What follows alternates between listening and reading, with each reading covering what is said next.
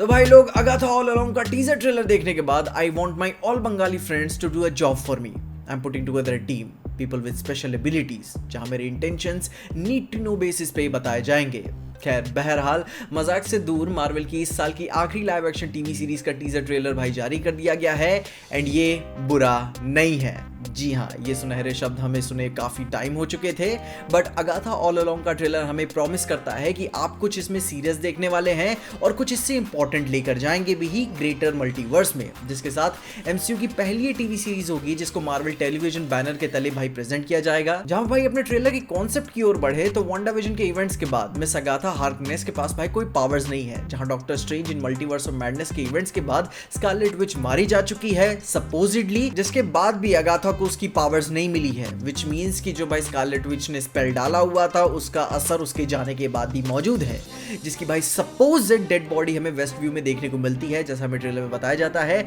जो कि बहुत हद तक उसका वो चेहरा नहीं दिखाएंगे, पर डार्क होल्ड बुक के प्रभाव में आने के बाद जो उंगलियों में कालापन हमें वांडा में देखने को मिला हुआ था वो इस जेन डो की बॉडी के साथ भी देखने को मिल रहा है। एंड बाय द वे 2016 की autopsy of Jane Doe movie बहुत ही खतरनाक हॉरर मूवी थी, जाके उसे जरूर से देखना, काफी मस्त पिक्चर है, मुझे तक डरा दिया था उसने। एंड यहाँ तक कि भाई उसमें भी एक इनोसेंट विच वाला हिसाब होता है। एंड जैसे ही जब अगाथा मॉर्ग में उसकी बॉडी चेक कर रही होती है तो उसके टैग पे उसे वांडा मैक्सिमोफ का नाम नजर आता है लाल रंग से, जहां भाई एग्नेस के आंसुओं को देखकर हम ये अंदाजा लगा ही सकते हैं कि उसे भाई अपने पास्ट के ट्रॉमा के फ्रैगमेंट्स परेशान जरूर से कर रहे होंगे कि उसकी ओरिजिनल आइडेंटिटी क्या है। और फिर तभी ऑब्री प्लाजा की एंट्री होती है एज रियो विदाल, एक वॉरियर विच वो इसमें नजर आएंगी। एंड स्कूपर्स के अनुसार ये भाई अगाथा की एक्सेस में प्रेजेंट होने वाली है, जिसे भाई ग्रीन विच के नाम से भी जाना जाएगा। जहां भाई देखो ये एक प्लेस होल्डर नेम ही है, वो इसके कैरेक्टर को भाई इतनी आसानी से रिवील नहीं करने वाले, कुछ बड़ी बात तो जरूर होगी। जहां पे भाई मॉर्गन ले फे, मेफिस्टो, डेथ या एमराल्ड वॉलॉक के जेंडर बेंडर वर्जन तौर से हमें दिखाया जा सकता है,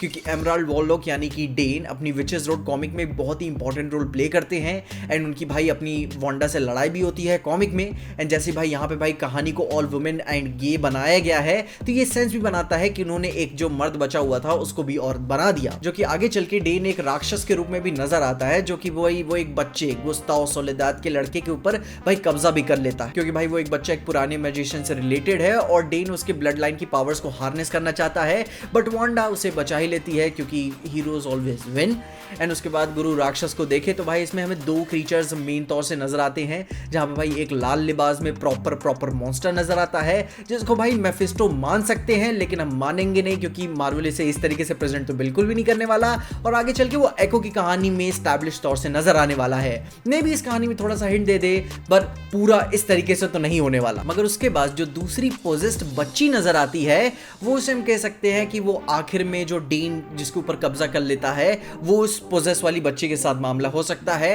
एंड अगर ऐसा होता है तो यहाँ भी उन्होंने उसको जेंडर चेंज कर दिया। खैर मुझे जेंडर बेंडर से कोई प्रॉब्लम नहीं है, क्योंकि अगर आप मर्दों से नफरत कर रहे हो तो पूरी शिद्दत के साथ करो, दिल के साथ, पैशन के साथ, कोई बीच का रास्ता मुझे पसंद नहीं है। जहां ऑब्री प्लाजा यानी कि द ग्रीन विच का एग्निस को उसकी यादें और पावर्स को भाई याद दिलाने के बाद वो उसे क्वेस्ट पे भेजती ही है, मतलब कि इंस्पायर करती है द लेजेंडरी विचेस रोड पे जाने पे, जो कि भाई वो अपनी खोई हुई पावर्स और ग्लोरी को वहां से वापस ले सके। जहां भाई ट्रेलर के एक सीन में भी एग्निस ग्रीन विच से लड़ते हुए नजर आती है, जो कि एक्सप्लेन भी करता है कि कैसे भाई कॉमिक्स में डेन ने वांडा से फाइट की हुई थी एंड फिर कैसे वो पूरा बच्चे वाला अपन को सिनेरियो देखने को मिला था और कैसे वो मेटाफोरिकल वे में काफी डीप बातें करते हैं, जो कि आई होप वे इतनी अपबीट सिनेमैटोग्राफी करने के बाद भी वो डीप जाएंगे इसमें। इनकी बातों से तो ऐसा लग ही रहा है, जिसपे से भाई विचेस रोड कॉमिक में एक खास बात ये भी है कि उसका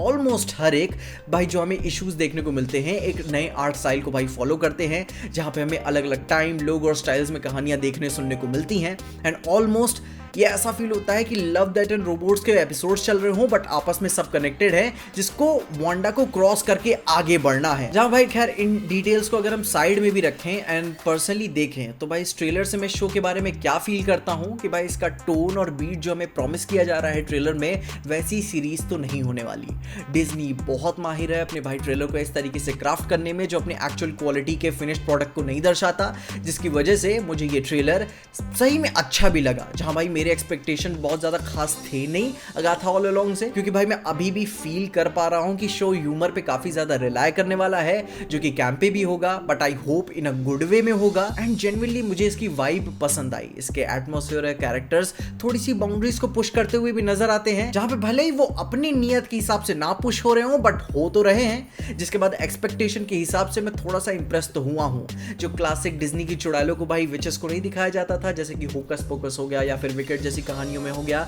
वैसी उम्मीदें इससे फील हो रही हैं कि ये नॉस्टैल्जिया को रिक्रिएट कर पाएंगे। एंड अगर कामयाब हो जाते हैं तो बहुत ही अच्छी बात रहेगी। वैसे भाई ये सितंबर में आने वाली है, तो उसके लिए भी थोड़ा बहुत टाइम है। एंड टीजर ट्रेलर के नाम से रिलीज किया गया है, दैट मींस कि एक मेन ट्रेलर और आना बाकी है। एंड तब तक आई होप कि हमें ट्रेलर से सीरीज की एक्चुअल टोन और बीट का अंदाजा हो जाएगा। खैर बाकी तुम्हारे क्या ओपिनियंस है, तुम इसके बारे में क्या सोचते हो? एंड मार्वल टेलीविजन जो पहली बार खुद को इस तरीके से प्रेजेंट कर रहा है, तो इसका भविष्य क्या लगता है? अपनी ओपिनियंस में कमेंट जरूर बताना। एंड तब तक के लिए देखते रहिए पीजे एक्सप्लेन।